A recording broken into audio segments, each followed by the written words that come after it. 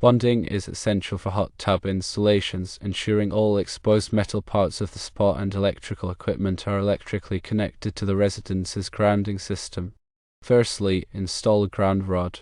Drive an 8-foot copper-clad ground rod into the ground at least 6 feet away from the hot tub. Secondly, connect the ground wire. Attach an 8 American wire gauge solid copper wire to the ground rod using a ground rod clamp. Thirdly, bond the spa shell. Connect the 8 American wire gauge ground wire to the bonding lug on the spa shell. Fourthly, bond the equipment panel. Connect an 8 American wire gauge ground wire from the equipment panel to the bonding lug on the spa shell. Fifthly, bond exposed metal surfaces.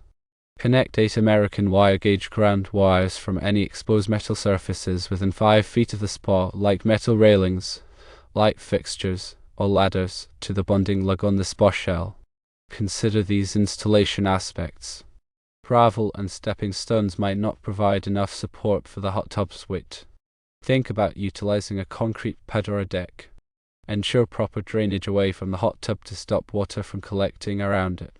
Ensure you can enter and exit the hot tub safely from the gravel or stepping stones.